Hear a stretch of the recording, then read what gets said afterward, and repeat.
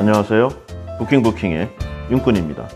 네, 오늘은 글 쓰는 판사로 유명하신 분이죠. 문유석 판사의 개인주의자 선언, 이 책을 살펴보도록 하겠습니다. 전형적인 엘리트 코스를 이제 걸어오신 분이에요. 서울대 법대를 졸업하시고 이제 사법고시를 합격한 다음에 동부지방법원의 부장판사, 여기를 좀 마지막으로 이제 퇴임을 하셨어요. 2020년 이제 기준으로 퇴임을 했는데, 이제 여러 가지 의미가 있죠. 일단은 좀 수입이 되고요. 여기저기서 굉장히 이제 많이 콜이 온다고 합니다. 이제 각종 이제 드라마에서부터 시작해서 시나리오 작가, 그다음에 이제 개인적인 에세이, 칼럼 등등해서 아주 찾는 곳이 많은데, 일단은 수입 면에서 좀 안정이 될 거고요. 그다음에 이제 그 어떤 조직이든 간에 자기가 어디까지 올라갈지를 좀 대충 알잖아요. 이분 같은 경우에는 좀 지향색이 없었다고 합니다. 그러니까 어떤 파벌에 들어가는 부분이 없어서 딱히 배척을 받지도 않았지만 크게 어드밴티지를 받지도 못하는, 그러니까 아무래도 이 부장판사 정도가 이제 본인 커리어의 마지막이 되는, 아마 그런 걸 좀 예감을 했겠죠.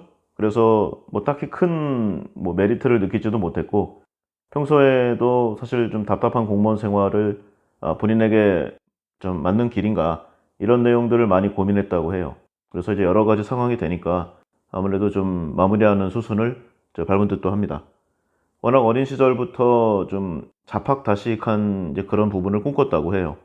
그래서 이제 보통 공부만 잘하는 이제 우등생하고는 좀 길이 다르게 좀 어른들이 싫어하는 것들 있잖아요. 만화, 오락, 게임, 딱지, 이런 좀 B급 문화의 이런 감수성이 좀 풍부한 스타일이었다고 합니다.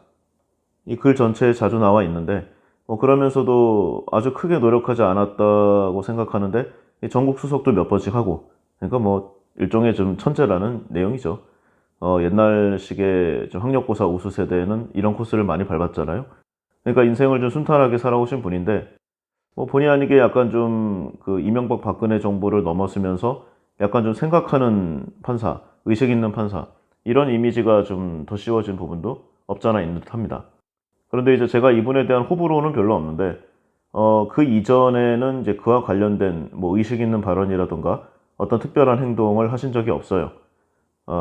이게 세월호 이후에, 그러니까 이제 박근혜 정권 좀 약간 좀 기울어지면서부터 의식 있는 내용들이 많이 나오기 시작하는데, 그때부터는 이제 당시가 좀 양승태 판사였으니까 좀 배척을 받긴 했어요. 그러니까 이제 인생 커리어의 마지막에서 약간 의식 있는 모습이 들어왔다고 할 수는 있겠지만, 사실 그 전에는 그냥 엘리트 테크를 탄 전형적인 고위 관료, 이렇게 보시면은 무난할 듯 합니다. 이게 나쁜 건 아니죠. 모두가 민주화 투사의 삶을 살 수는 없는 거 아니겠습니까? 법조계를 떠나도 보통은 이제 변호사 생활을 하기 마련인데, 현재 기준으로는 전혀 변호사로 개업할 생각은 없다고 합니다. 요즘 변호사 좀 불황이잖아요. 이제 정관 예우도 거의 없어졌고, 전업 작가의 길을 가는 게 아마 여러모로 좋지 않을까 하는 생각 저도 해봤습니다.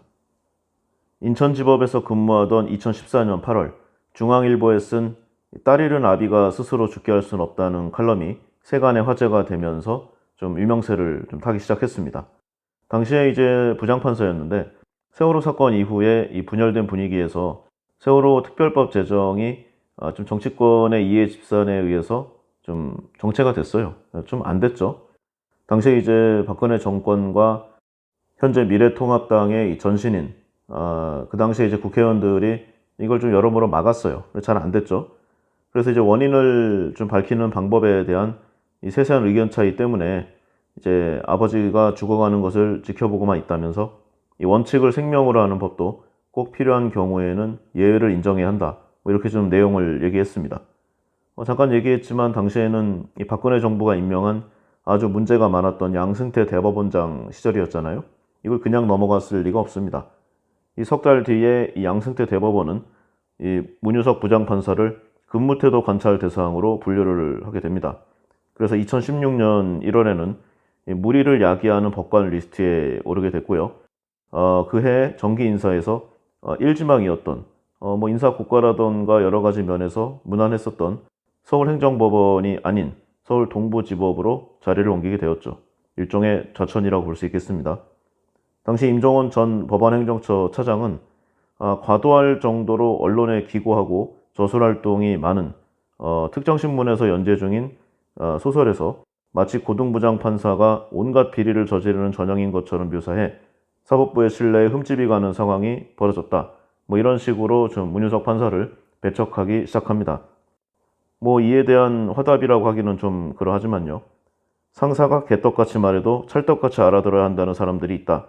아니 처음부터 찰떡같이 말하면 될 것을 굳이 개떡같이 말해놓고 찰떡같이 알아들으라니 이 무슨 개떡같은 소리란 말인가라는 주제로 글을 한 편 썼는데요. 이게 당시에 굉장히 화제가 됐었던 전국의 부장님들께 감히 드리는 글. 이게 아주 센세이셔널 했습니다. 그래서 아주 꼰대들은 꼭 읽어봐야 한다는 뭐 그런 글이었는데, 아주 시원한 부분들이 있어요. 그래서 이제 당시에, 여러 중추를 차지하고 이제 밑에 이제 직원들을 힘들게 했던 이 꼰대들에게 일종의 뜨끔함을 좀 선사를 했죠. 아주 명문입니다. 한 번쯤 좀 들어봐도 괜찮다는 생각으로 한번 읽어보도록 하겠습니다. 이거 꽤 재미있어요. 저녁 회식하지 마라. 젊은 직원들도 밥 먹고 술 먹을 돈 있다. 친구도 있다. 없는 건 당신이 뺏고 있는 시간뿐이다. 할 얘기 있으면 업무 시간에 해라. 괜히 술잔 주면서 우리가 남이가 하지 마라. 우리는 남이다. 그리고 존중해라. 밥 먹으면서 소화 안 되게 뭐 하고 싶은 말 있으면 자유롭게들 해봐. 이런 얘기 하지 마라. 자유로운 관계가 아닌 거 서로 잘 알고 있지 않나. 필요하면 구체적인 질문을 해라. 젊은 세대와 어울리고 싶다면서 당신이 인사 고과하는 이들과 친해지려 하지 마라. 당신을 동네 아저씨로 무심히 보는 문화센터나 인터넷 동호회 젊은이를 찾아가 봐라. 뭘 자꾸 하려고만 하지 말고 힘을 가진 사람은 뭔가를 하지 않음으로써 뭔가를 할 수도 있다는 점을 명심해라. 부하 직원의 실수를 발견하면 알려주되 잔소리는 덧붙이지 마라. 당신이 실수를 발견한 사실만으로도 이미 그들은 충분히 위축돼 있다. 실수가 반복되면 정식으로 지적하되 실수에 대해서만 이야기해야지 인격에 대해 이야기하지 마라. 술자리에서 여직원을 은근슬쩍 만지고는 술 핑계 대지 마라. 만일 이전에 취해서 사장 뺨 때렸던 전과가 있다면 인정한다. 굳이 미모의 직원 집에 데려다 준다고 나서지 마라. 요즘 카카오 택시 잘만 온다. 부하 여직원의 상사에 대한 의례적 미소를 곡해하지 마라. 그게 정 어려우면 도깨비 드라마에 나온 공유 이동욱을 유심히 본 다음 욕실로 들어가 거울을 보는 비법을 추천한다. 내 인생에 이런 감정이 다시 찾아올 수 있을까? 용기 내지 마라. 제발, 제발 용기 내지 마라. 내가 누군 줄 알아? 이런 말 하지 마라. 자아는 스스로 탐구해라. 우리 때는 말이야, 이런 말 하지 마라. 당신 때였으니까 그 학점과 그 스펙으로 취업했던 거다. 정초부터 가혹한 소리 한다고 투덜대지 마라. 아프니까 갱년기다. 무엇보다 아직 아무것도 망칠 기회조차 가져보지 못한 젊은이들에게 이래라 저래라 하지 마라. 하려면 이미 뭔가를 망치고 있는 이들에게 해라. 꼰대질은 꼰대들에게 하는 것이다. 뭐 이런 내용입니다. 뭐 괜찮아요. 상당히 좀 명문이고요. 뭐 좀 여러 가지 생각나는 내용들이 각자 좀 있다고 생각을 합니다. 그리고 이제 뭐 판결문으로는 우리가 알만한 내용들로 좀 보면은요. 2018년에 이 성추행 피해자를 꽃뱀 취급했던 이 탤런트 이경실 그리고 그의 남편에게 5천만 원을 지급하라는 판결을 내린 적이 있습니다. 뭐 이 정도만 봐도요. 대강 어떠한 사고의 스펙트럼을 갖고 있는 사람인가. 이 문유석이라는 판사가 아니 이제 작가가 될 것 같은 이 사람이 어떤 스타일인지 조금은 알 듯도 합니다. 이 저서로는 2014년에 판사 유감, 2015년에 이 개인주의자 선언, 그 이후에 미스 함무라비, 쾌락 독서, 뭐 이런 식으로 법관으로 재직하면서 꾸준히 책을 써온 이 문 부장판사인데요. 퇴직 이후에 글을 쓰고 여행하면서 지낼 것이라고 뭐 짧게 얘기한 다음에 좀 두문불출이라고 합니다.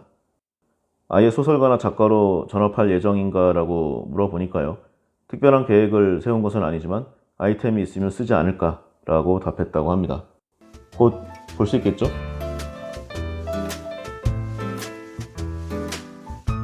그리고 이제 책 내용 이야기하기 전에 이 개인주의와 이기주의에 대해서 한번 기본을 살펴보고 넘어가도록 하겠습니다. 우리가 잘 알 듯 생각하지만 의외로 이 개념을 잘 좀 혼동하고 있는 듯도 해요. 기본적으로 이 개인주의는 신념에 대한 문제고요. 이기주의는 성격에 관한 부분입니다. 그러니까 좀 다르죠. 공통점은 웬만해서는 잘 바뀌지 않는다는 점인데 이거 말고는 별로 비슷한 점이 보이지가 않습니다. 먼저 이제 이기주의, 이제 에고이즘이죠. 일종의 성향입니다. 그러니까 이제 어떤 사람의 본성 자체를 말하는 건데 이 본인의 이득 추구에 과도할 정도로 모든 것이 포커싱 되어 있는 게 이제 특징이죠. 그러니까 이 머릿속에 이 가장 강력한 키워드, 이게 이익입니다. 그래서 이제 모든 것이 본인의 이익을 위하다 보니까 타인이라던가 뭐 남에 대한 배려, 국가관 이런 쪽은 완전히 이제 뒤가 되는 거죠. 뒷전이. 그리고 오로지 본인의 영달과 성공이 가장 중요한 인생의 메인 팩터가 되는 셈입니다. 이 과도한 사리사욕의 추구 성향은 이제 냉혹함, 그리고 타인과의 공감 능력의 결여, 그리고 죄책감의 부족, 뭐 이런 식의 이 성격적 특질과 같이 오는 경향이 많은데요. 뭐 예를 들어서 이제 자신의 이득을 위해서 남을 짓밟고 올라가는 유형들을 생각해 보면 뭐 잘 알 수 있겠죠? 대부분이 여기에 해당이 됩니다. 기본적으로 이제 악함과 관련된 모든 성격, 캐릭터들의 이제 공통 분모가 이 이기주의를 포함하고 있습니다. 인간이 지닐 수 있는 여러 가지 성격의 특징 중에서 가장 안 좋은 부분 중에 하나라고 생각하면 될 듯해요. 이 반면에 이제 이 책의 메인 테마이기도 한 개인주의, 이제 신념에 가까운 부분입니다. 성향이 아니죠. 이 개인의 이 주의와 이 집중, 가치관, 그러니까 이제 개별적인 나에 맞춰져 있는가 아니면 사회 속의 나에 맞춰져 있는가의 구분에서 이 전자를 일컫는 말입니다. 그러니까 개인의 우선이죠. 사회 속의 나는 이제 집단주의를 얘기하잖아요. 뭐 전체주의로 발전하는 경우도 있고. 그래서 이 심리학에서는 두 가치관을 이제 사회적 이제 개체 변수로 사용하고 있는데 뭐 이 한 부분에 관련해서 평생을 연구하는 학자들도 있을 정도로 굉장히 생각과 사상의 뿌리가 깊고 다양하다고 합니다. 이 가치를 개별적인 나에 두느냐, 집단의 일원으로서 집단에 두느냐의 이 가치관 차이. 우리 주위를 보면은 아마 예시가 많이 있을 듯해요. 우리 모두 다양한 사람들을 만나왔으니까요. 이 개인주의와 이기주의의 결정적인 차이, 이 개인의 이득이 아닌 개인 그 자체에 포커싱이 되어 있다는 이 개인주의입니다. 그러니까 생각의 단위가 자신의 이제 이익만을 추구하는 것이 아닌 나라는 개념 그 자체라는 거죠. 개인주의란 타이틀 자체가 암시를 하듯 이 가치관의 핵심은 내가 아닌 개인으로서 그리고 타인 역시 나와 동등한 개인으로 인식을 합니다. 따라서 이 개인주의자들의 특징은 내가 싫은 건 남도 싫어한다. 그러므로 그런 짓은 하면 안 된다라는 생각이 정립이 되어 있습니다. 아주 다양한 일이죠. 그래서 타인에게 신세지는 일, 피해를 끼치는 일 자체를 매우 싫어하게 됩니다. 이 동물로 비유를 하자면은 호랑이와 같이 좀 단독으로 사냥하는 스타일에 가깝고 사고관 자체가 혼자서 할 수 있어야 한다. 결국 세상을 혼자 사는 것이다. 뭐 이런 마인드를 좀 베이스로 하기 때문에 상당히 독립적이고요. 남에게 도움을 잘 청하지 않고 팀플레이보다는 단독 행동을 더 좋아하는 이런 축에 속합니다. 뭐 예외는 있지만 기본 개념은 이제 이렇다고 합니다. 개인주의자는 이제 웬만한 건 다 혼자서 하는 게 편하고요.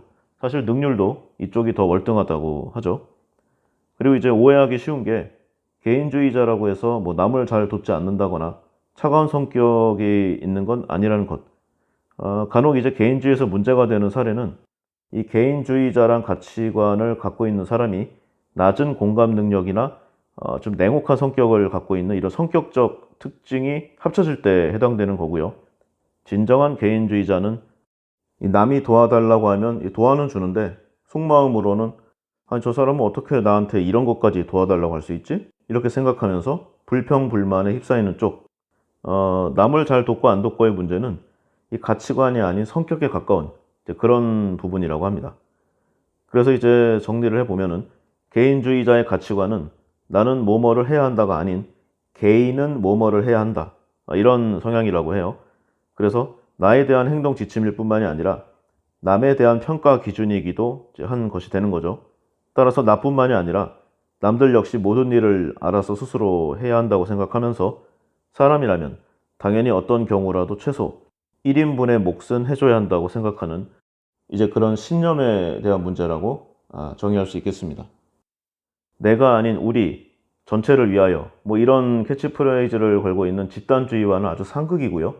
성격적으로는 아무 문제가 없어도 의외로 조직 생활에 잘 적응을 못하는 경우도 꽤 있습니다. 간단히 비교해 보면요. 이기주의는 뭐 간단합니다. 그냥 이상한 성격인 거죠.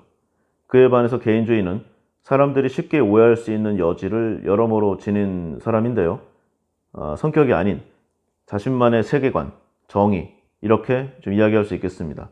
그래서 이 사람은 개인주의 그 자체로 이해해야지 뭐 차가운 성격을 갖고 있다, 냉혹함을 갖고 있다 이런 식으로 복잡하게 생각하면은 그냥 다 모두 나쁜 사람 되는 거죠. 그래서 진정한 개인주의란 세상 속의 내가 아닌 독립적인 개인들이 모여서 이룩한 세상, 이런 주의로 이해를 하면 될 듯합니다. 개인주의자들에겐 우리라는 말보다 공동체라는 말이 더 잘 어울릴 듯도 한데요. 나와 너가 공동의 목표를 갖고 이룩한 공동체. 지금 이 땅에 많은 개인주의자들이 힘든 건 나와 내가 사라지고 그 누구도 원하지 않았던 이상한 우리만이 남아버린 비참한 현실 때문 아닌가 하는 생각도 해봤습니다. 그리고 이제 저자가 이런저런 사례를 몇 개 들었는데요. 사람은 전부 다 이기적으로 변한다는 내용의 그런 글도 좀 있습니다. 그러니까 이제 본인이 학창 시절에 아주 짧게 학생운동을 해봤는데요. 당시에 이제 그 폭거와 독재에 저항한다는 학생운동 세력 역시 이제 이런 내용들을 많이 얘기했다는 거죠. 우리의 의장님을 목숨 걸고 보위하자. 뭐 이런 아주 전체주의적 문화에서 자유롭지 못하다는 그런 내용을 이야기하고 있는 것입니다. 그 투사들이 이제 기성세대가 되어서 우리가 어떤 피값을 치르고 오늘의 세계를 만들었는데 너희들이 이런 식으로 일처리를 하느냐 이런 꼰대가 되어간다는 거죠. 후배들에게 이 직장의 헌신을 강요하는 아주 심각한 꼰대로 변신한 것은 어쩌면 인간 세상의 자연스러운 모습이 아닌가라는 내용도 좀 있었습니다. 이 학교와 직업, 외모, 사는 동네, 보유하고 있는 차, 아파트 이런 모든 것이 서열화되어 있는 수직적이고 획일적인 문화, 공부 잘해서 판검사가 돼서 입신양명하는 것이 최고의 효도이고 남부럽지 않게 사는 것이 인생의 성공이라 여기는 가치관, 남들보다 뒤처지는 것, 남들과 다르게 비치는 것, 뭔가 좀 튀는 것에 대한 공포, 두려움, 이러한 이 집단주의의 문화로 인한 만성적인 긴장, 피로, 이런 것들이 곧 경제성장에도 불구하고 우리에게 큰 행복을 가져다 주지 못한 이유는 아닌가, 이런 분석도 하고 있습니다. 뭐 가족과 친지, 친구들 이런 사람들이 좀 문제라고 생각을 해요. 그러니까 나에게 가장 편안함을 주는 존재이면서 동시에 나를 가장 힘들게 하는 그런 양면성을 갖고 있죠. 친구와 주변 사람을 확실히 구별하기가 어렵다는 생각을 저도 좀 많이 해보곤 합니다. 근데 이 둘을 잘 구별을 해야 될 것 같아요. 친구란 당연하죠. 내가 어려울 때 내 편을 들어주고 나에게 올바른 길을 제시해주고 그 다음에 나를 위해주는 그런 존재잖아요. 그런데 그냥 오래 알았다는 이유만으로 내가 허락하지도 않았는데 내가 조언을 구하지도 않았는데 선을 훌쩍 넘어서 내 인생에 이래라 저래라 간섭을 하는 그냥 단지 알고 있는 사람일 뿐인 존재들이 너무나 많은 것이 현재 우리의 현실입니다. 사실 이 타인과의 비교에 대한 집착이 오늘날의 이 무한 경쟁을 낳기도 했는데요. 잘 나가는 집단의 일원이 되어야 비로소 안도하는 그러나 그 다음부터는 그 조직에서의 탈락의 공포에 시달리는 이런 자존감 결핍으로 인한 집단 의존증의 사람들이 대량 양산되고 있는 것이 바로 오늘날의 문제가 아닌가 하는 생각도 해봤습니다. 그래서 오히려 더더욱 약간은 문제 있어 보이는 듯한 개인주의자들이 더욱 필요한 것인지도 모르죠.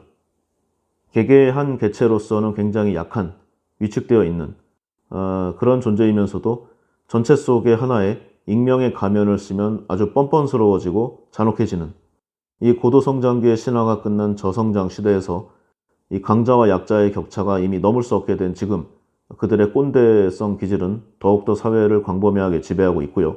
그래서 젊은 세대, 새롭게 뻗어나가는 세대를 좀 억누르는 그런 역할을 하고 있는 것도 사실입니다. 더더욱 개인주의자의 성향을 발현해야 될 시대이기도 하다는 내용이죠. 저자가 주창하는 합리적 개인주의, 이 공동체에 대한 배려심을 갖고요. 사회적 연대와 공존할 수 있는 자신의 자유를 존중받기 위해서 타인의 자유도 소중히 보호하는 그런 존재가 되기를 역설하고 있습니다.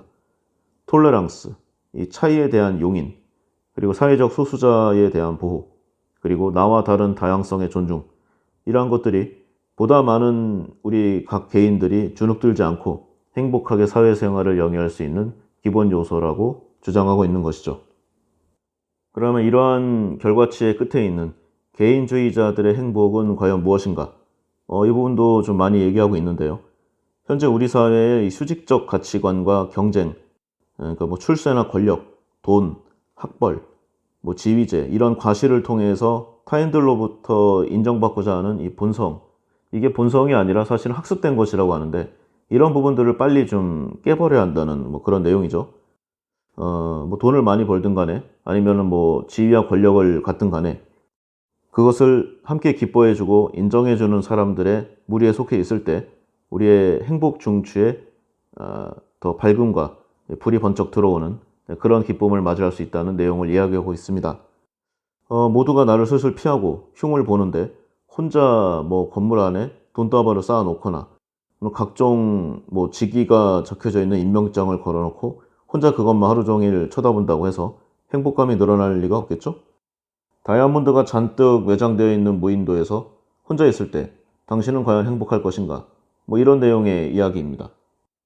행복은 이 기쁨의 강도가 아니라 행복이 우리에게 오는 횟수, 즉 빈도가 중요하다는 이 이론을 주창하고 있는데요. 결국 우리가 더 불행해진 이유, 이 수직적 가치관, 이걸 버리고 수평적 가치관이 지배하는 사회를 지향해야 한다. 이런 내용을 계속 책 전반에 걸쳐서 이야기하고 있습니다. 다양성의 존중. 아니 그걸 넘어서 다양성을 오히려 좀 숭배하는 것이 사회의 여러 다수 구성원의 행복을 위한 좀 기림을 역설하고 있죠. 그래서 처음에는 좀 진심이 아닌 어쩌면 좀 위선일 수도 있는 듣기 좋고 상대방에게 좀 좋은 그런 내용의 좀 사탕 발림이라도 하라는 내용입니다. 이 성숙한 이 가치의 상대주의가 내 자신 안에 내면화될 때까지 의식적으로 좀 훈련을 하라는 거죠. 그래서 다름을 존중하고 다양한 가치의 미덕을 찾아내는 노력이 완성됐을 때 비로소 합리적 개인주의자가 될 수 있다는 저자의 주장입니다.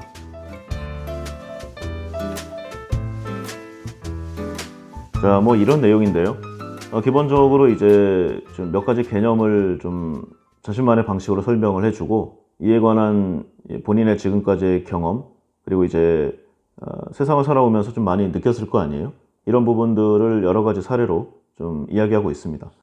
그리고 이제 개인주의를 이야기하는데 의외로 좀 사회에 좀 어렵고 그리고 약간 좀 보호가 필요한 그리고 관심이 필요한 그런 계층들에 대한 좀 따뜻한 시선을 갖고 있어서 좀 놀랐어요. 이 저자는 사실 가장 좀 어떻게 보면 학력고사 세대의 이익을 가장 많이 향유한 그런 존재지 않습니까? 아마도 학창시절에 공부 잘하는 똑똑하고 명석한 그리고 선생님과 부모님 말씀을 잘 듣는 그런 존재였을 거고요. 뭐 본인이 책 내용에 많이 이야기하고 있지만 그래서 뭐 전국 수석도 몇 번씩 하고 점수가 되니까 서울대 법대에 진학해서 머리가 좋으니까 사법고시를 보고 안전하게 사회 중추로 가는 그런 테크트리를 탔잖아요. 그러니까 좀 잘 모릅니다. 세상의 어두운 부분에 대해서. 물론 어렸을 때 혹시 집안이 좀 가난했다면 어느 정도 겪고 느꼈을 수 있겠지만 그런 내용은 많이 없어요. 아주 풍족하진 않았지만 별로 부족하지도 않은 그런 중산층 이상의 삶을 살아왔다고 생각하는데 책 전반에 걸쳐서 젊은 층 그리고 계약직이나 파견직 노동자에 대한 내용들이 많아서 이것이 진짜인가 하는 생각도 솔직히 좀 해봤습니다. 이건 지극히 제 개인적인 느낌이니까요. 뭐 맞다고 할 수 없지만 저는 이 책을 좀 보고 나서 느낀 점이 굉장히 글을 잘 쓴다, 탁월하다, 그리고 공부를 잘한 사람이 여러 가지 학창시절 기준으로 선생님이 하지 말라는 부모님이 싫어하는 그런 행동도 많이 한 좀 똑똑한 날라리?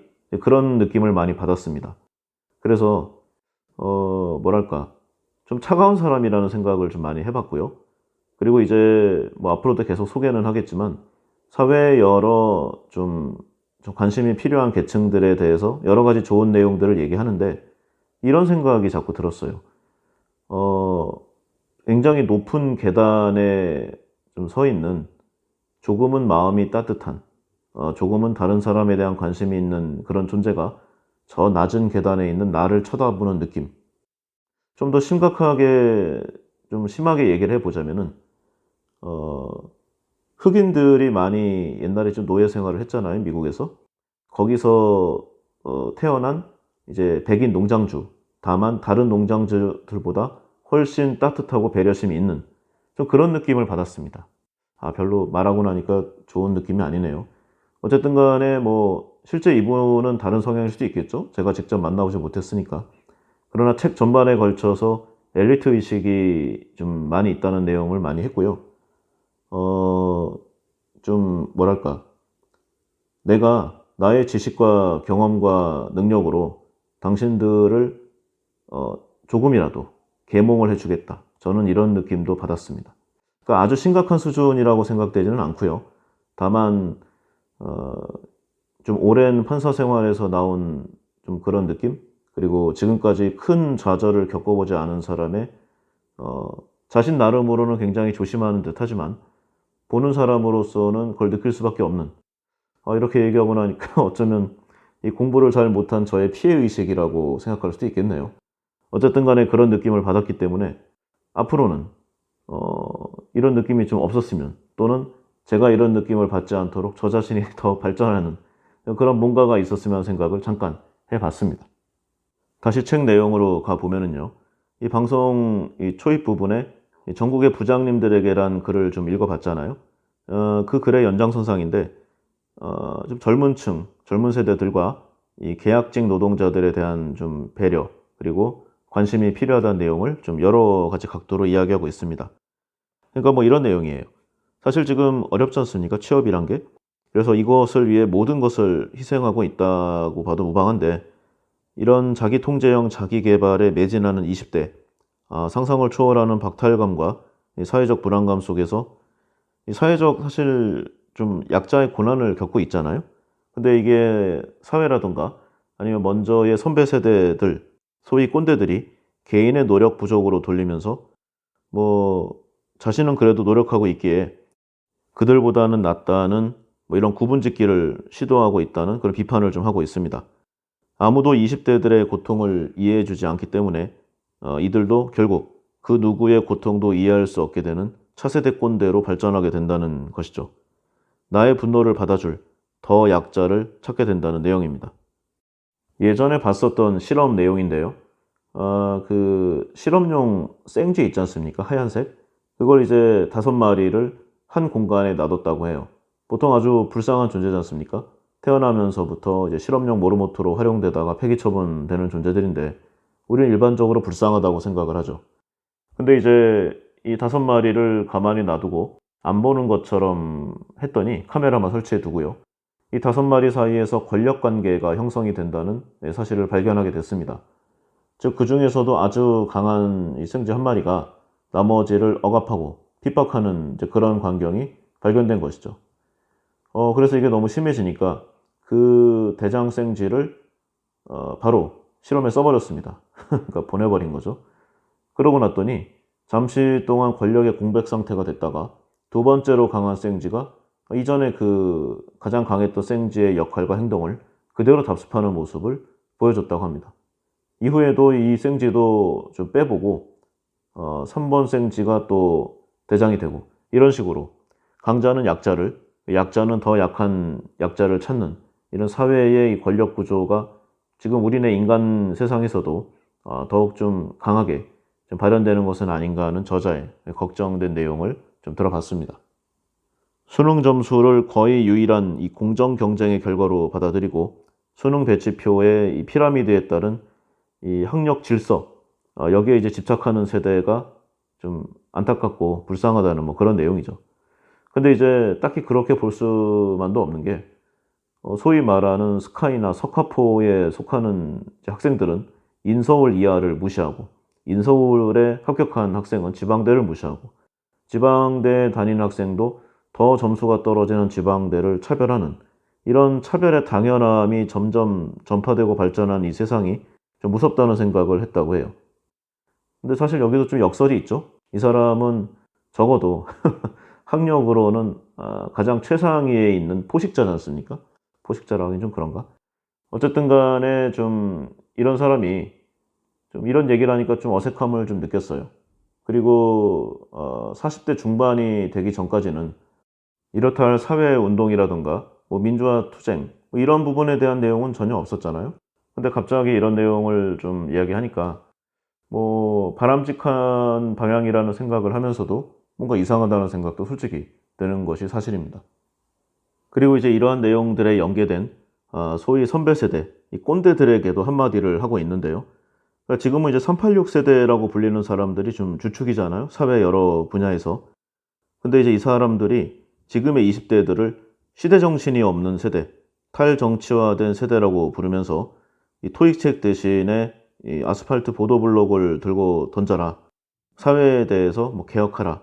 이런 꼰대질을 일삼는 것을 좀 중지하라는 뭐 그런 내용입니다. 하지만 지금의 20대를 살펴보면은 그렇게 만만하지가 않죠. 어, 취직 자체가 어려운데 더해서 경제적인 빈곤층이 좀 상당 부분 차지하고 있는 상황입니다. 이들은 이제 구직 활동에 이어서 알바도 해야 되고요. 여러 가지 생존 자체가 아주 급한 상황입니다. 자신의 앞길을 좀 밝히기도 어려운 상황이죠. 사회를 위해 투쟁할 여력이 전혀 없습니다. 그리고 이제 이들보다 조금 나은 상황, 뭐 그럭저럭 뭐 좋든 좋지 않든 간에 일자리를 구한 청년들은 월급이 적죠. 뭐 아파트가 천정부지 가격이고요. 뭐 하나 살려고 해도 월급은 순식간에 없어집니다. 이 미래에 대한 큰 꿈은 없지만 적은 비용으로 누릴 수 있는 소소한 취미 활동을 찾을 수밖에 없어요. 돈 별로 안 드는. 그러니까 일본의 이 사토리 세대, 깨닫다라는 뜻이죠. 그런 세대의 한국어판 버전인 이 저성장 시대 생존법을 좀 배우고 있는 이제 그런 상황입니다. 너무 비싸니까 집과 좋은 차는 사지 못해도 나름의 맛집을 찾아다니고 좀 저렴한 여행을 다니면서 나름 즐거워하고 있는 것이죠. 뭐 이렇게 대충 살 수 있는데 왜 꼭 투쟁을 해야 하나? 이들의 의견도 반박할 수만은 없는 상황입니다. 책에 나온 내용인데요. 일본 사회학자 후루이치 노리토시가 20대 시절에 쓴 책 절망의 나라의 행복한 젊은이들에 나오는 일본 20대의 사고방식과 오늘날의 한국의 청년들이 좀 비슷하다고 생각했다고 합니다. 당시 뉴욕타임스 도쿄 지국장이 이 저자인 노리토시에게 일본 젊은이들은 이처럼 불행한 상황에 처해 있는데 왜 사회에 저항하려고 하지 않는 겁니까? 라고 묻자 노리토시가 답하기를 왜냐하면 일본의 젊은이들은 행복하기 때문입니다. 라고 답했다고 합니다. 그러니까 뭐 이런 거죠. 유니클로나 자라에 가서 이 기본 패션 아이템을 저렴한 가격에 구입하고 맥도날드 런치 세트 3,000원 정도면 한 끼 식사를 하는데 무리가 없다는 거죠. 그리고 집에서는 와이파이가 거의 뭐 무제한 무료인 유튜브를 보거나 스카이프 채팅을 하고 그리고 가구는 중고를 쓰거나 이케아에서 구매해서 조립하는 그리고 밤에는 근처의 빈 친구 집에서 식사하면서 저렴한 맥주를 한 캔 하는 뭐 그리 돈을 들이지 않고도 나름 즐거운 이런 좀 합리적이지 않은 개인주의자인 것 같은 세계로 파고든다는 그런 내용입니다. 뭐 간단한 게임기를 구입할 정도의 수입은 있고 이걸 함께 즐길 수 있는 결혼은 하지 않지만 연인 관계는 가능한 이런 사람을 구하는 일본의 세대 뭐가 불행한지 모르겠습니다라고 이야기하는 저자의 말에 반박할 수가 없었습니다. 고도성장기의 버블이 다 꺼지고 그 뒷감당을 하고 있는 일본의 젊은이들 미래에 대한 희망이 거의 없기 때문에 현실에서 할 수 있는 최소한의 내용들을 하면서 삶에 만족하고 있다는 뭐 그런 내용이죠. 결국 일본이든 한국이든 간에 지난 시대, 지난 세대 사람들이 기준을 들이댄 세대론으로 현재를 설명하면서 꼰대짓을 하지 말라는 그런 내용입니다. 그나마 살아남은 젊은이들, 어린 시절부터 과도한 입시 경쟁, 취업 경쟁에 내몰려야 했던 그런 젊은이들은 노력의 결과가 정당한 평가를 받기를 바라는데요. 그러다 보니까 정당한 평가를 넘어서 배타적인 성향을 드러내는 것이 어떤 의미에서 자연스러운 것이 아닌가, 인간의 성격상. 그리고 대학만 졸업하면 학점에 관계없이 대기업에 아주 잘 취업이 되던 이 선배들의 시절과는 비교할 수도 없는 스트레스 속에 사는 우리네 젊은이들. 그러다 보니까 타인에 대해서 위압과 위선적인 모습을 드러내는 게 또한 자연스러운 것은 아닌가 이런 생각도 해봤습니다. 그리고 고통받는 오늘날의 20대 청춘들에 이어서 사회적인 약자들, 비정규직 파견 노동자들에 대한 이야기를 또 많이 하고 있습니다. 대표적으로 영화 카트를 좀 예로 들고 있는데요. 그 영화 카트 보셨나요? 저는 아주 개인적으로 재밌게 봤습니다. 보통 뭐 노조라던가 뭐 해고, 구조조정, 뭐 민노총 이런 좀 특정 단어만 보고 좀 부담을 느끼는 분들이 많이 있는데요. 이 영화의 좀 포인트는 비정규직 노동자들의 투쟁기이기도 하지만 그 이전에 우리네 좀 사회에서 좀 힘든 삶을 살아가는 사람들의 좀 모습을 비추는 데 있다고 할 것입니다. 수학여행비, 급식비를 못 챙겨주는 엄마가 미운 사춘기 아들, 그 아들을 위해서 몸이 부서져라 일했는데도 결국 아무것도 아닌 이유로 일자리를 잃게 된 엄마, 독박 육아에 시달리는 싱글맘, 그리고 마트에서 일하면서도 계속 더 좋은 일자리를 알아보지만 결국 정규직의 높은 벽만 실감하게 되는 20대 구직 여성, 하루아침에 일자리를 잃는 비정규직 여사님들을 차마 외면할 수 없어서 갈등하는 정규직 남자 직원, 이 모두 다 우리로부터 결코 멀지 않은 사람들, 우리네 이웃들의 이야기입니다. 그래서 사회적 보편성을 갖고 있다고 할 수 있죠.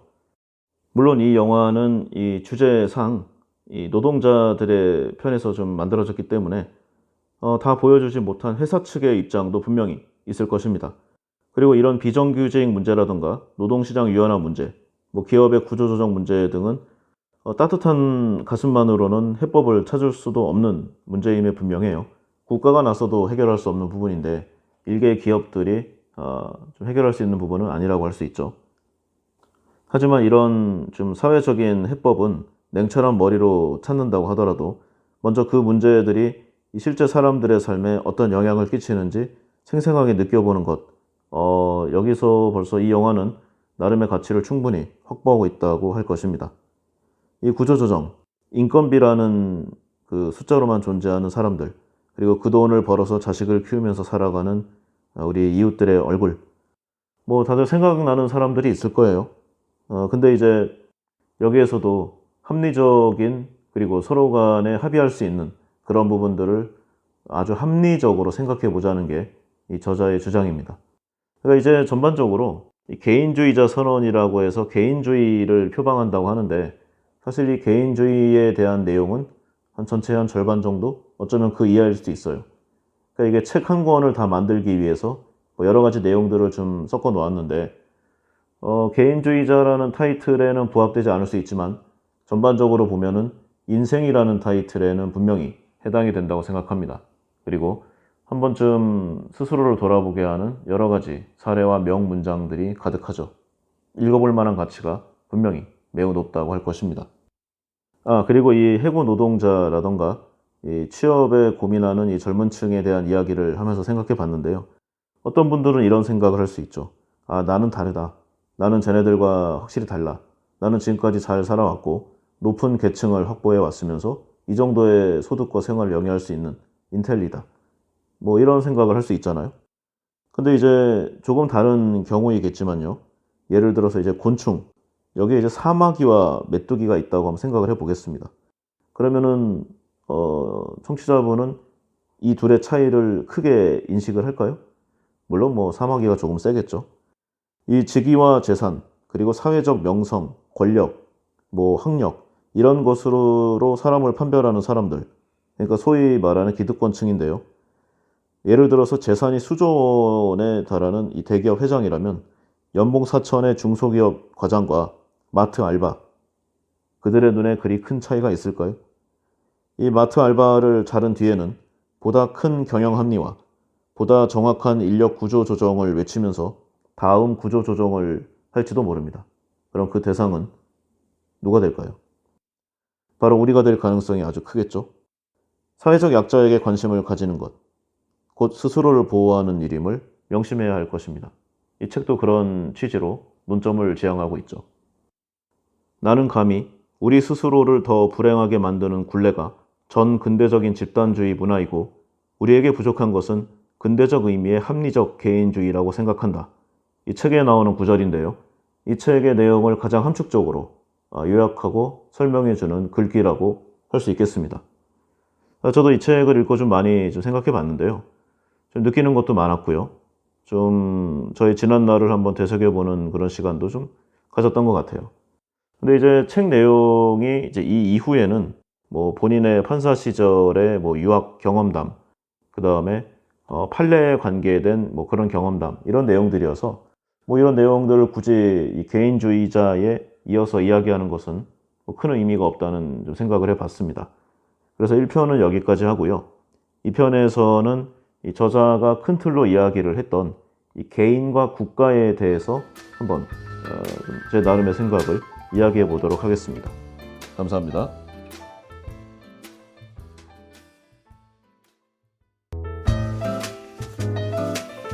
안녕하세요. 부킹부킹의 윤꾼입니다. 오늘 개인주의자 선언 그 두 번째 시간을 진행해 보도록 하겠습니다. 이 개인과 국가에 대해서 여러 가지를 좀 살펴보려고 했는데요. 이 개인에 대한 부분은 뭐 방송 1편에서 많이 하기도 했고요.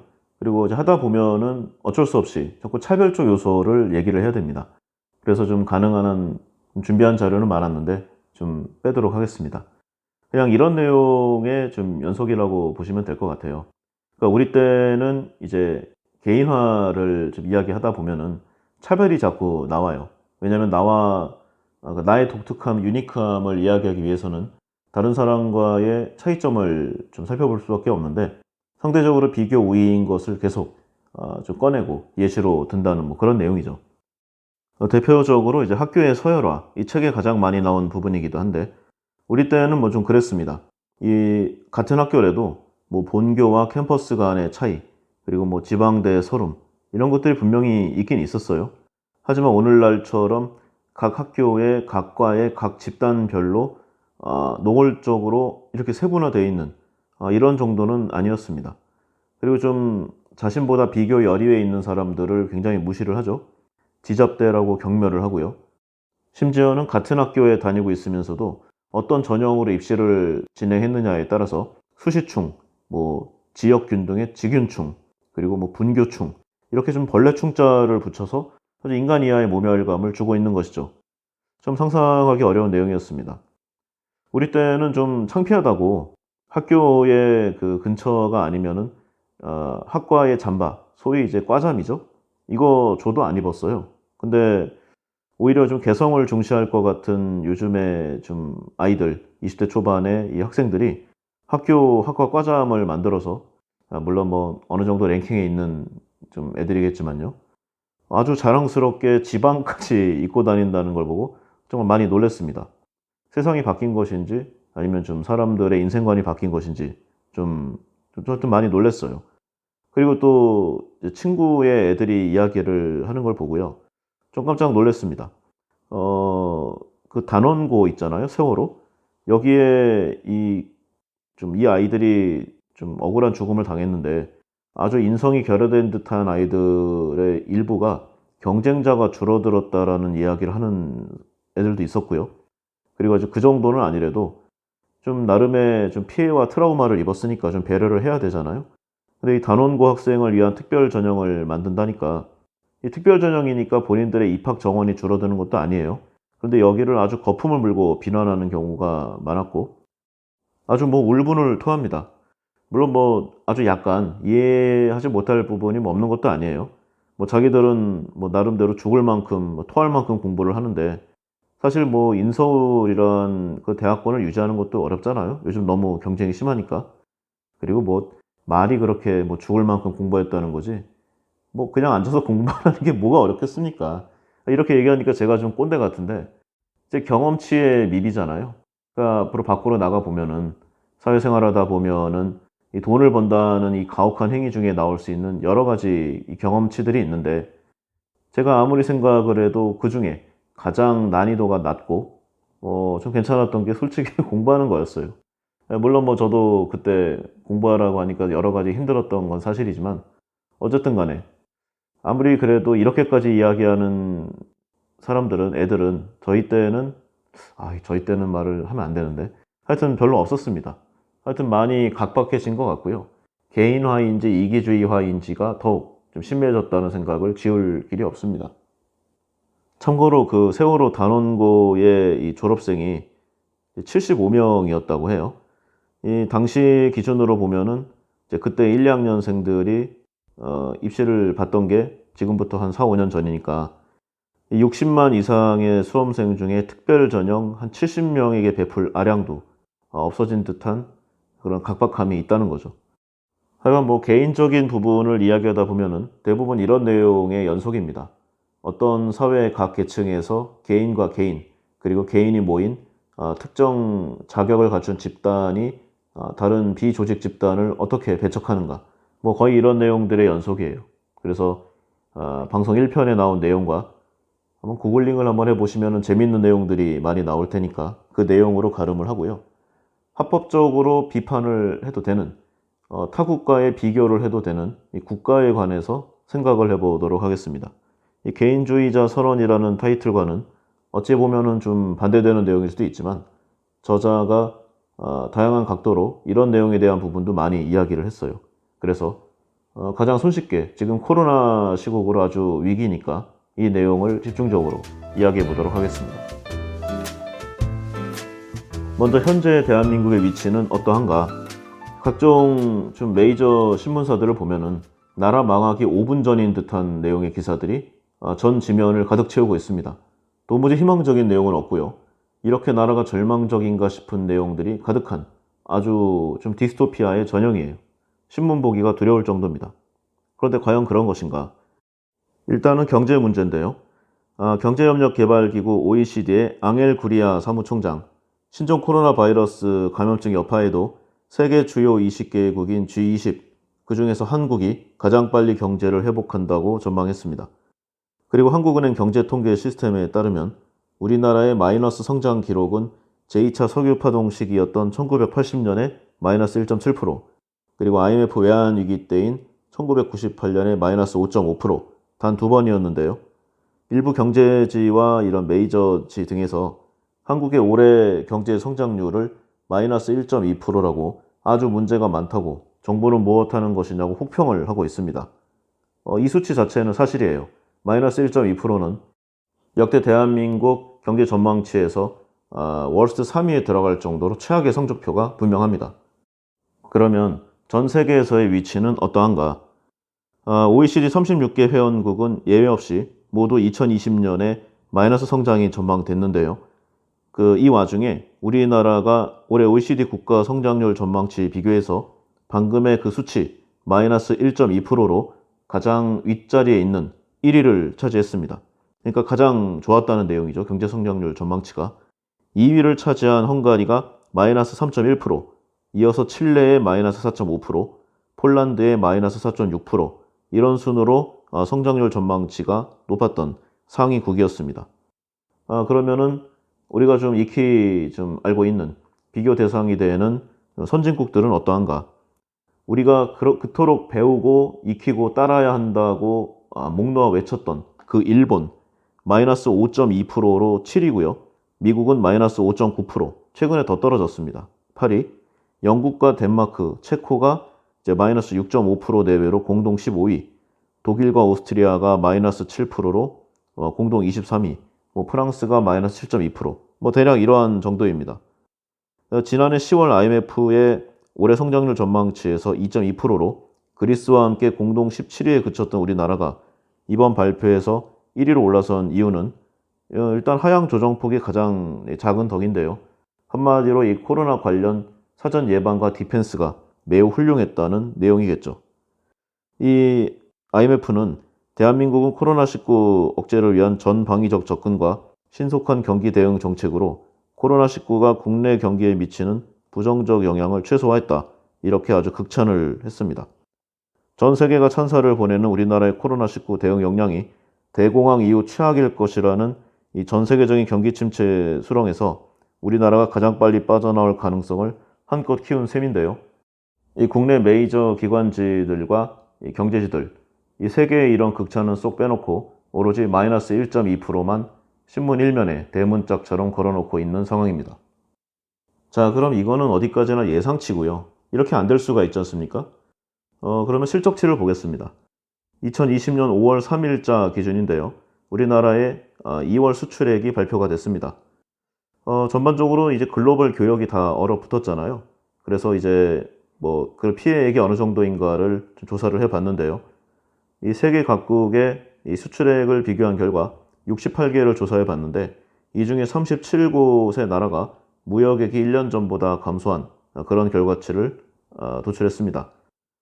대한민국을 기준으로 보면은요, 2020년 2월에 수출액이 4% 가까이 증가하면서 주요 선진국 가운데 증가율로는 3위를 기록했습니다.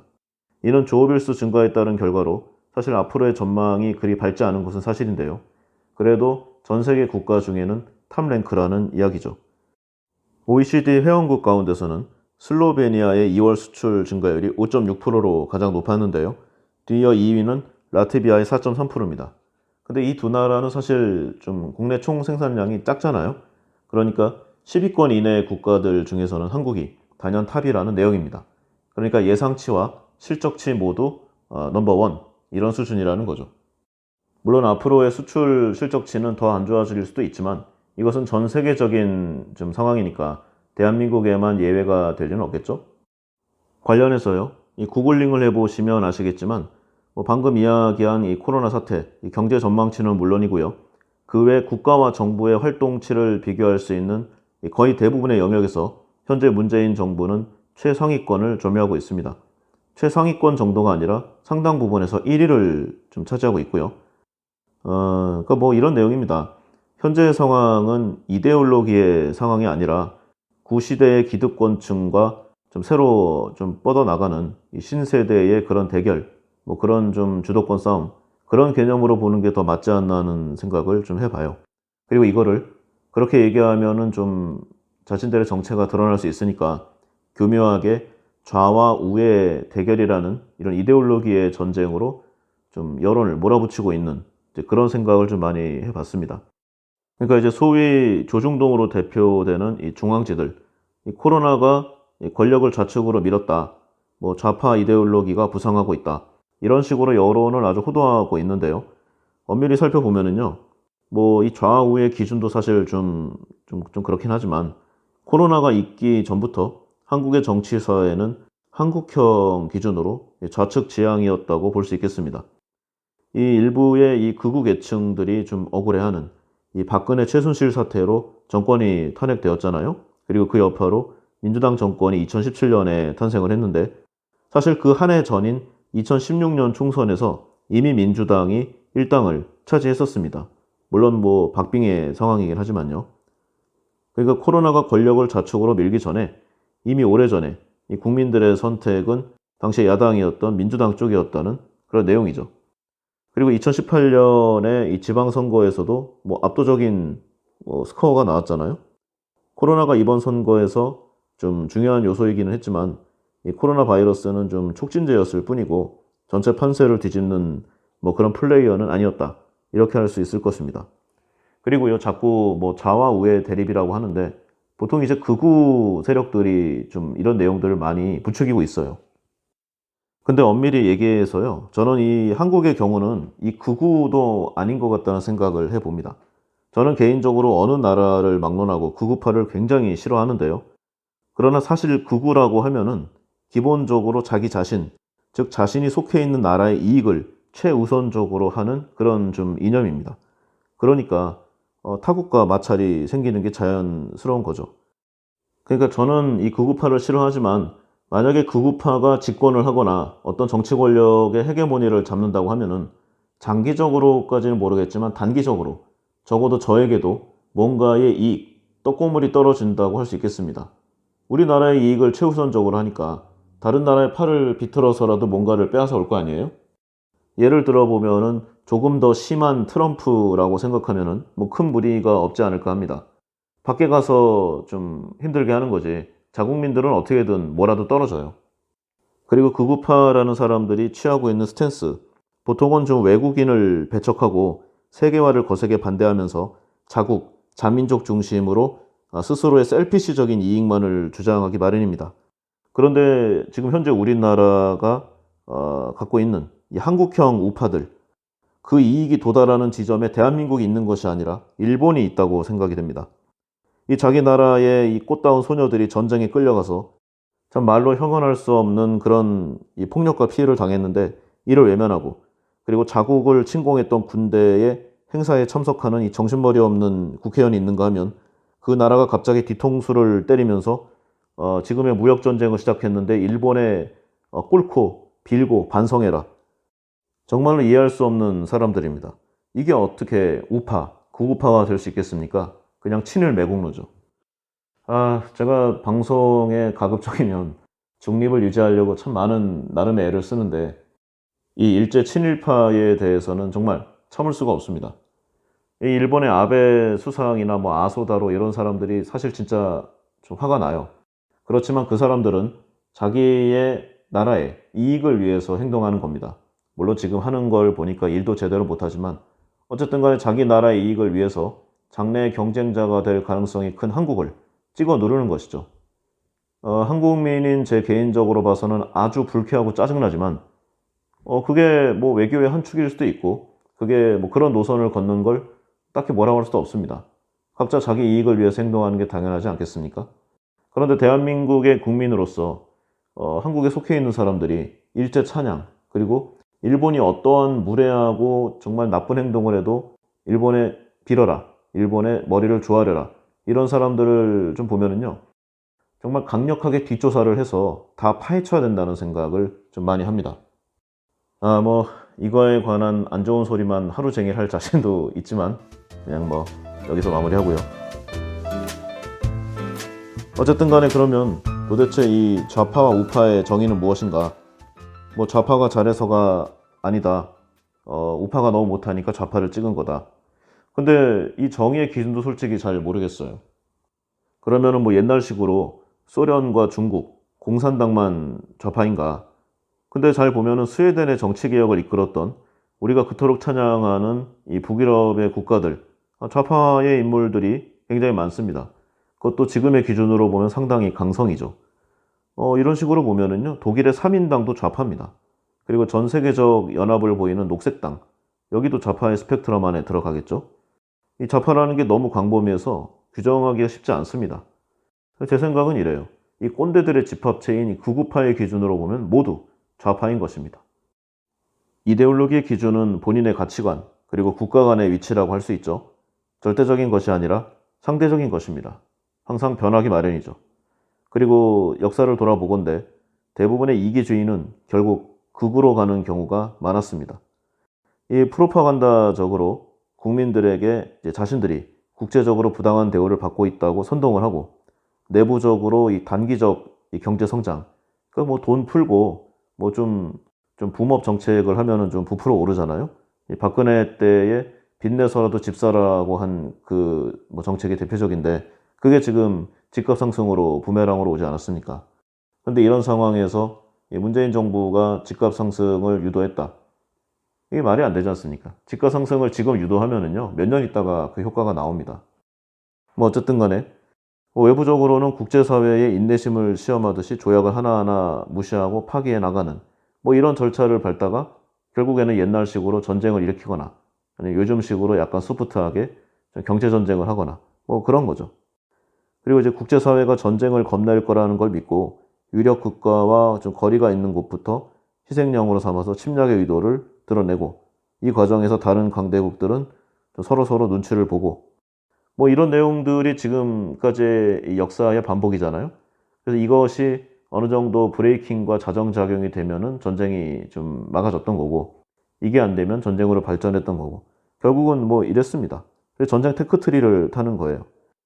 이 내부 선동 및 단기 목표 달성으로 대중의 시선을 홀리기, 지금도 세계 곳곳에서 정권을 잡고 싶은 극우 정권들이 가장 많이 하고 있는 그런 선동 방법들입니다. 조금 더 살펴볼까요? 지금 문재인 정부에서 코로나 관련 대응을 상당히 잘하고 외신이나 타 국가들의 평가가 너무 좋으니까 이것 자체를 무마하기는 이제 어려워졌어요. 그러니까 방향을 바꿨습니다. 국가가 잘한 것이 아니라 질병관리본부가 잘한 것이다. 그럼 살펴볼까요?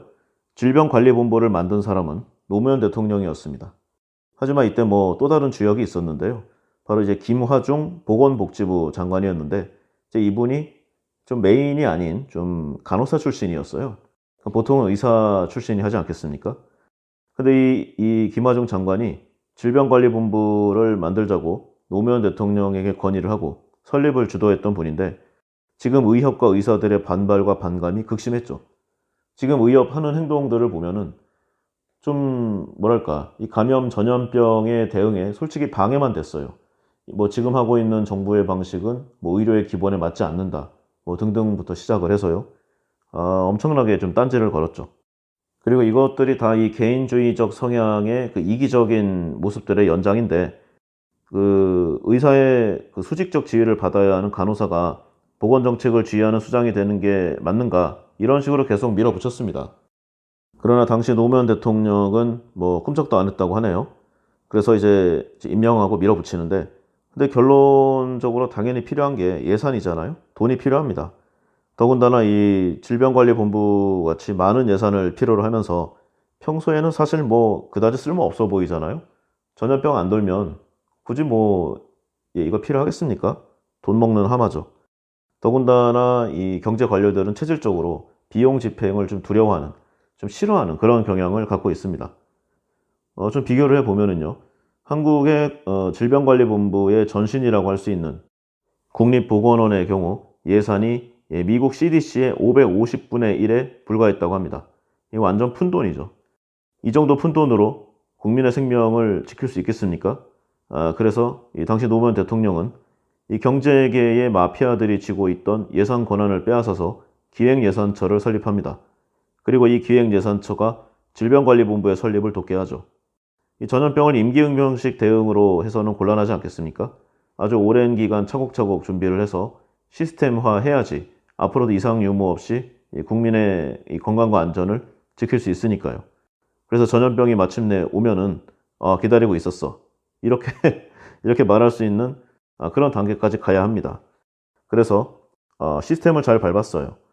검역 대응 매뉴얼, 그리고 진단 기술 개발, 장비와 백신 개발, 공공과 민간의 협력, 그리고 전염병 감시와 국제적 협력을 주도할 수 있는 기관이 모두 필요한데 이에 관한 시스템을 아주 잘 갖춰 놓았습니다. 더욱이 이제 복지부로부터 실질적으로 독립을 해서 외교적 기능까지 수행할 수 있는 이 노무현 대통령이 만든 이 질병관리본부, 지금 전 세계 극찬을 받고 있는 이 질병관리본부가 의사의 반발, 복지부와 경제부처의 불편한 내색 등을 모두 극복하고 피를 흘리고 뼈를 깎아내리는 노력과 고통에 의해서 탄생한 것입니다. 그러니까 질병관리본부의 핵심은 단순히 전염병 관리가 아니라는 것이죠. 공공의료의 강화, 의료의 공공성 강화, 이것을 목표로 하는 것인데 뭐 질병으로부터 돈 많은 사람, 신분이 높은 사람만 지켜내려고 한다면 사실 질병관리본부 뭐하러 필요합니까? 그냥 메이저 대학병원에다가 1인실 더 확충하면 되는 거죠. 하지만 이 국민 대다수의 모든 사람의 생명을 지켜내고자 한다면 꼭 필요한 조직, 바로 이 질본인데요. 이러한 모든 어려움을 뚫고 오늘날까지 온 조직입니다. 우리나라가 상당히 잘하고 있지만 뭐 각종 과학력이라든가 이 제조업에서 전 세계 탑은 아니에요. 뭐 일부 제품들은 뭐 반도체 메모리 같은 이 탑도 있지만 대부분은 좀 가성비에서 우위가 있거나 뭐 그런 정도죠. 근데 타 국가들은 진단키트 못 만들어 가지고 지금 한국에 읍소하고 있는 상황이죠. 그리고 동맹 국가인데도 그 나라에 가야 되는 진단키트를 강제로 갈취해서 자국민에게 쓰는 아주 이런 후한무치하고 아나무인적인 행동을 아주 서슴없이 진행하고 있습니다. 그런데 이거에 대해서 말도 못해요. 왜냐하면 그처럼 급박한 상황이니까 라는 결론이니까 말이죠. 코로나19로 이 사망한 시신을 놓을 데가 없어서 냉동창고에 포개 놓은, 그리고 공동묘지도 지하로 아파트 형식으로 쌓아놓는 상황에서 지금 남의 사정을 봐줄 때가 아니라는 내용입니다. 여기에 오직 전 세계에서 우리나라만이 다른 나라에 도움의 손길을 보내주고 있는 상황이죠. 중국 같은 경우에는 사실 뭐 수출 많이 하고 있는데요. 지금 그 우한에서 코로나가 맨 처음 나왔다는 게 사실 좀 거의 기정사실이잖아요. 그러니까 그게 뭐 의도했다고 할 수 없겠지만 어쨌든 뭐 자연적으로 퍼졌어도 거기서 시작됐다고 할 수는 있는데 여기에 대한 뭐 비판이나 반성 뭐 이런 거 전혀 없어요. 전 세계에 용서를 구하거나 그런 내용도 없고 이런 상황에서 의료 물자를 팔아먹고 게다가 불량품이었죠.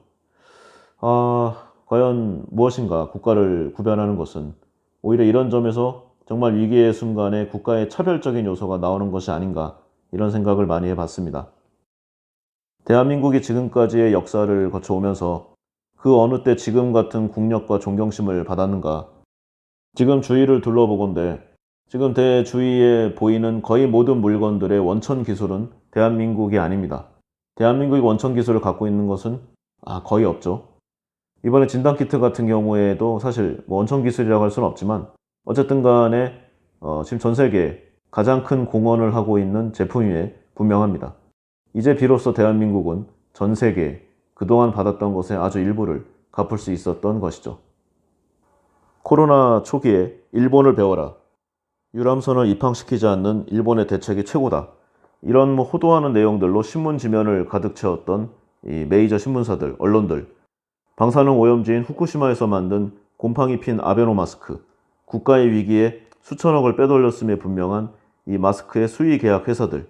이 해당 공장들 자료만 봐도 기가 막히죠, 일본. 그리고 이게 문제가 되니까 그럼 이 아베노 마스크를 수거해라. 이래서 수거한답시고 또 배송료를 뒤로 빼돌리고. 아니 문제가 있으면 그냥 그 마스크 버리면 되지 않습니까? 근데 이거를 또 배송료를 또 착복하면서 걷어들인대요. 그리고 또 국가 지원금을 준답시고 우편 발송, 서명 및 기입한 뒤에 다시 정부로 발송. 정부는 이 내용을 하나하나 검토한 뒤에 다시 우편으로 우편한 발송. 아니 도대체 이런 나라를 칭송하고 배워야 한다고 하는 이런 사람들이 무슨 보수의 우파입니까? 이런 사람들은 극우도 아닙니다. 그냥 일본의 지배를 받는 친일파죠. 극우파는 아까 얘기했듯이요. 엄밀히 말하면 나와 잘 맞지는 않지만 우리 편입니다. 우리나라의 이익만을 생각하는, 그리고 그 방법이 과격하고 문제가 발생해서 그렇지. 미국인들이 이 트럼프 대통령이 다른 나라에서 뭐 뺏어올 때 뭐 싫어하던가요? 이 국가에 대한 이야기, 대한민국 정부에 대한 이야기를 하다 보니까 일본에 대한 내용을 빠뜨릴 수가 없어서 좀 살펴봤습니다. 지금은 다소 완화됐지만 한국과 이 북한의 관계가 최악이었을 때 그때 좀 전쟁 발발의 기운도 살짝 돌았어요. 이때 일본의 아소다로 한반도 유사시 난민 10만 명 예상되는데 자위대 출동해서 사살할 것을 생각해 봐야 한다. 무서운 얘기가 아닐 수 없습니다. 우리나라가 얼마나 우스웠으면 이런 얘기를 국가의 넘버2가 의회에서 이야기할 수가 있겠습니까? 이런 나라를 위해서 우리나라는 동일본 대지진 때 성금을 냈고요. 근데 결국 그 명단에서도 누락됐죠. 그러니까 일본이 바라보는 한국은 겨우 이 정도입니다. 유명한 영화죠. 영화 대부에 이런 내용이 나옵니다. 내 장례식에서 너에게 다가와 적과 화해를 권하는 자가 바로 배신자다. 잊지 말아야 할 내용이죠. 자, 그리고 추가적인 내용으로 그 대한민국을 망치는 언론의 이중잣대라는 내용이 있습니다. 여기도 이제 구글링을 해보면은 내용이 많이 나오는데요. 워낙 비슷한 내용들이 많아서 제일 짧은 것만 한번 정리해 보겠습니다. 이 사회 현상을 바라보는 이 가치관에 대한 이야기인데요. 보통 이제 보수 정권일 때, 그러니까 이명박 박근혜 정권일 때에 이제 언론이 이 사회 현상을 대하는 자세를 이야기하고 있습니다. 그러니까 이런 내용입니다.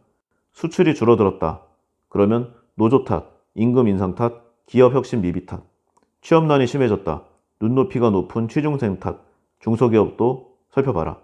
재난재해가 발생하면 천재지변 탓, 하늘 탓. 경기가 침체되면 이것도 역시 노조 탓, 과도한 복지 비용 탓.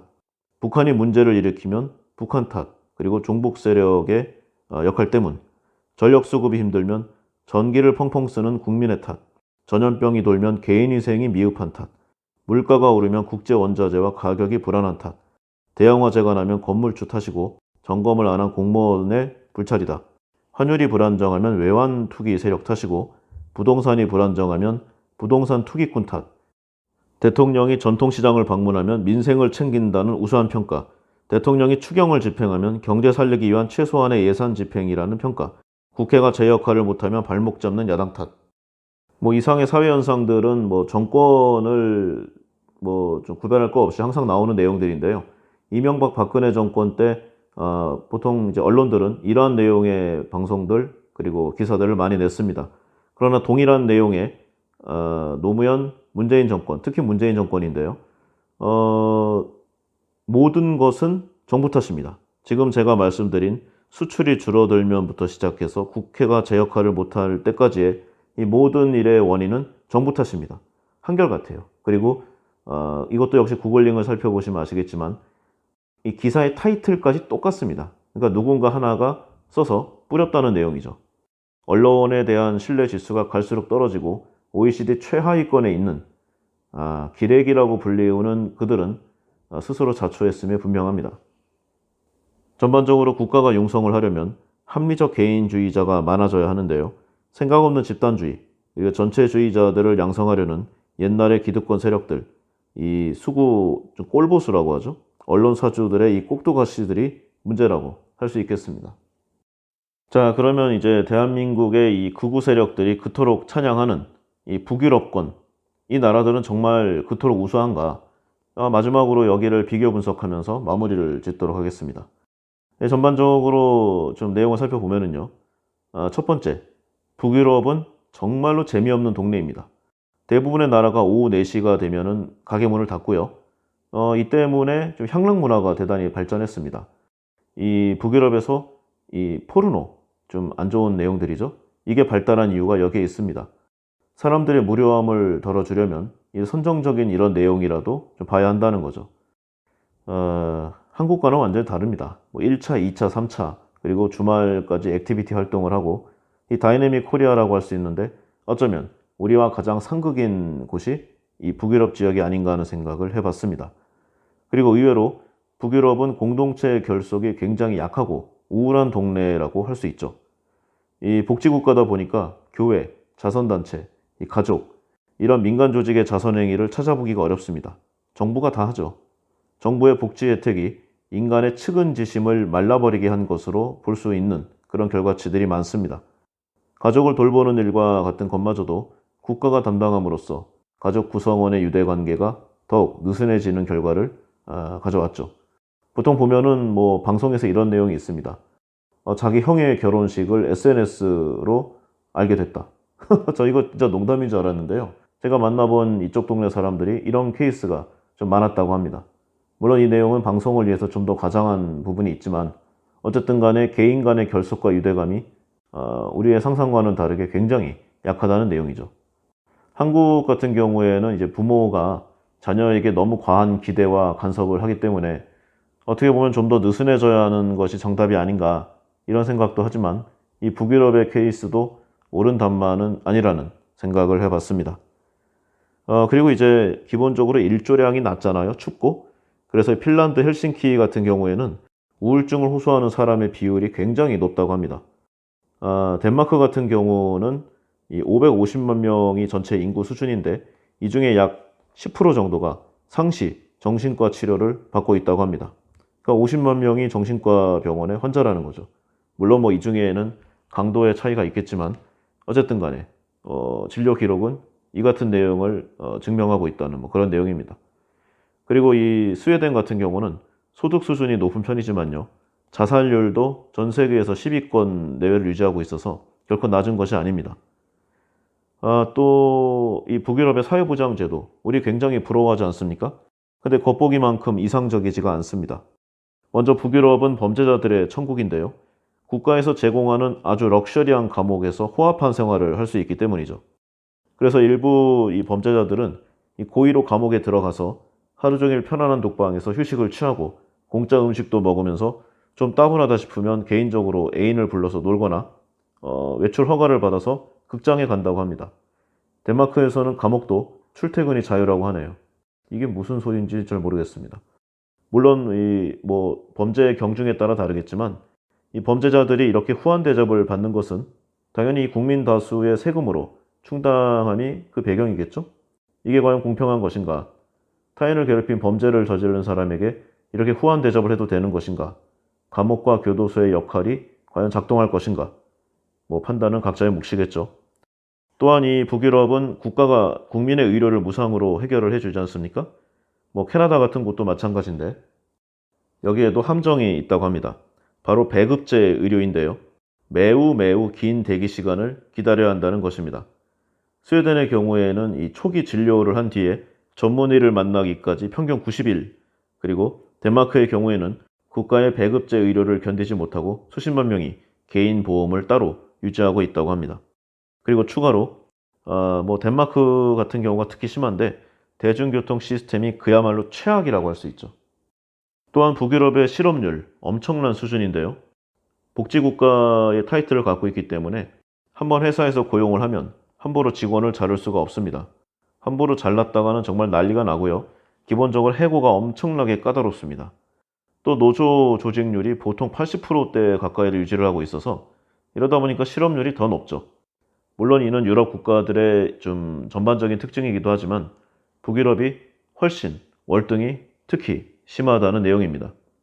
기록을 보면은 뭐 좀 옛날 내용이긴 하지만 청년 실업률이 보통 15%에서 20%를 육박하고요. 스웨덴 같은 경우는 30% 가까이 찍은 적도 있었습니다. 이게 자발적 구직자를 대상으로 하는 거니까 그냥 쉬고 있는 사람까지 하면은 전 그 국민의 반 이상이 쉬고 있는 때도 많이 있었다는 거죠. 그것도 근로를 할 수 있는 나이대의 사람들만 쳐도 말이죠. 근데 이게 또 굉장히 실제보다 낮게 측정된 것이라고 하는데 보조금 제도를 악용해서 실업 통계 수치가 조작됐기 때문이라고 합니다. 이 동네에도 선거를 통해서 정권이 바뀌잖아요. 그러니까 유리하게 드레싱을 한다는 내용이죠. 또한 북유럽의 이 50%대의 살인적인 세율, 50%가 뭡니까? 지금 어떤 특정 요건을 갖추면 7, 80%까지 가는 경우도 있다고 합니다. 여기에 더해서 물가도 굉장히 비싸죠. 대한민국을 보면은 세율이 뭐 사람마다 다르지만 어느 정도 한 부장급 이상으로 간다. 그러면 27, 8% 정도 보면 돼요. 근데 북유럽은 뭐 기본이 50부터 시작하죠. 덴마크의 세율은 이 40% 후반대, 스웨덴은 40% 중반대. 심지어는 이 실업 보조금과 같은 각종 복지 혜택도 소득의 일종으로 간주해서 세금을 징수하고 있습니다. 그리고 뭐 방금 말한 대로 물가가 엄청나게 비싼데요. 덴마크 같은 경우는 지금은 조금 달라졌다고 하는데 자동차 소비세가 210%에 달한다고 합니다. 여기다가 뭐 특별세를 모든 유종에 부과해서 휘발유는 뭐 갤런당 9달러 수준. 이렇게 보면은 북유럽 사람들이 그토록 추운 날씨에도 자전거를 애용하는 것이 전혀 이상한 일이 아니죠. 100년도 넘은 아파트가 덴마크에서는 6억이 넘고요. 핀란드 기준으로는 콜라 캔이 5천 원을 넘는 그런 상황입니다. 비교를 해보면요. 우리나라의 경우는 이 구매력으로 환산한 소득은 OECD 중에 무려 14위, 그리고 세금을 떼고 난 후에는 무려 5, 6위권 수준입니다. 세전 기준으로 보면 한국이 46,600달러 정도, 핀란드는 46,100달러 정도로 한국이 근소하게 앞서는 수준인데요. 세금을 제한 이후에는 한국은 44,400달러, 핀란드는 32,000달러로 격차가 굉장히 크게 벌어집니다. 심지어는 미국, 영국, 일본, 독일, 스웨덴, 뭐 기타 이 선진국이라고 불리는 나라들도요. 우리나라보다 세후, PPP가 훨씬 낮습니다. 게다가 뭐 일본이랑 많이 비교를 하는데 대한민국의 대기업 신입사원의 연봉은 일본보다도 훨씬 높죠. 일본 같은 경우에는 이 신입사원 때는 일을 배운다는 개념으로 좀 적게 줬다가 이 직급과 연차가 올라갈수록 그 상승폭이 굉장히 컸었는데요. 현재 일본도 여러 가지로 어렵죠. 이런 옛날에 이런 그 직급 체계와 관행들이 좀 무너지고 있는 상황입니다. 정당하게 일을 해도 대부분을 국가가 세금으로 가져가 버리고 물가가 엄청나니까 이 스웨덴 출신의 이케아 창업자, 유명한 가수죠. 아바. 국적을 미국으로 바꾸려고 했던 것도 이해가 가는 대목입니다. 정말 대한민국은 헬 조선인가? 그렇게 따지면 북유럽권이 더욱더 헬 유럽인 셈이겠죠? 그리고 이제 이런 북유럽 쪽에서 각종 정책이나 복지 정책을 좀 굉장히 잘 폈다고 평가를 받는데요. 이게 좀 이유가 있습니다. 일단 이쪽 나라들은 인구가 상당히 적죠? 정책 효과가 빠르게 나타납니다. 기본적으로 싱가포르와 유사한 고성장을 할 수 있는 도시국가 모델이라는 점이 크죠. 그러니까 싱가포르나 북유럽처럼 인구 500만 내외의 소규모 국가에서만 어떤 특정 정책을 시행을 한다. 그러면 아주 효율적이고 신속하게 처리할 수가 있겠죠. 그러나 이미 경제 규모가 상당 부분 올라왔고 인구가 몇 천만 명을 넘어가는 국가에서는 이게 어렵습니다. 이러한 차이를 이해하지 못하고 한국을 싱가포르나 홍콩, 뭐 룩셈부르크 같은 뭐 금융 허브로 만들자, 북유럽 같은 사회주의 복지국가를 만들자, 전혀 본질을 꿰뚫지 못하는 것이죠. 그리고 이번에 코로나 사태로 많이 좀 드러났는데 선진국의 허실들, 그리고 한국이 상당히 괜찮은 나라였다.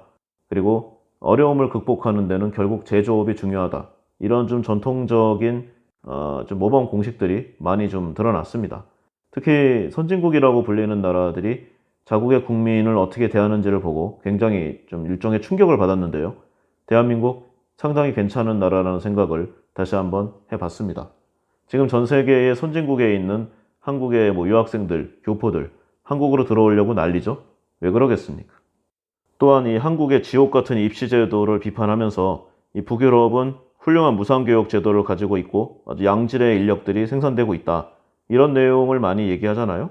근데 실상을 보면은 결국 이렇게 만들어진 인력들이 미국이라든가 영국 이런 쪽으로 빠져나가고 있습니다. 뭐 무상교육의 천국, 교육 선택의 폭이 넓다. 뭐 이런 내용들이 일부분 사실이지만 결국 그 과실을 국가가 향유하지 못하기 때문에 남은 사람들에게는 더욱더 힘든 상황들이 이어지고 있는 것이죠. 높은 실업률과 세율, 제조업 경쟁력의 하락 때문에 결국 고국을 떠나서 미국으로 간다는 내용입니다. 결국 국가는 아래로 떨어지기 마련이죠. 뭐 이상의 내용인데요. 결국 좀 이 책에 관한 내용을 이야기하다 보니까 제 나름으로 좌와 우를 다 뭐라고 하는 좀 모두까기 방송이 되어버렸습니다. 결국은 우리에게 맞는 우리만의 스타일대로 하는 것이 중요한데요. 결국 자신의 가치관과 신념을 유지하는 것이 무엇보다 중요하다는 점 새삼 다시 생각해 봤습니다. 이 합리적 개인주의자가 되는 법, 그리고 전 세계에서 상위 랭킹 이상을 유지하면서 발전하는 국가의 위상을 유지하는 것, 결국 스스로가 하기 나름이라는 아주 고전적이고 심플한 내용을 다시 한번 확인하는 그런 자리였다고 생각을 합니다. 합리적 개인주의자, 그리고 국가를 사랑하는 이런 가치관을 갖기 위해서는 현재 나와 우리나라가 어디쯤 위치해 있는가, 어떤 사고와 가치관을 지향하고 있는가, 이런 기본적인 내용을 알아보는 것이 중요하다고 생각해서 이러한 내용의 방송을 진행해 봤습니다. 지식과 지혜와 신념으로 무장한 합리적 개인주의자들이 더욱더 많아져서 거짓된 언론에 속지 않는, 선동 세력들에게 당하지 않는, 세상의 불편한 진실과 마주해서 그것들을 개선해 나갈 수 있는 이 합리적 개인주의자들이 많아지기를 진심으로 희망해 봅니다. 네, 오늘 이야기는 여기까지 하겠습니다. 감사합니다.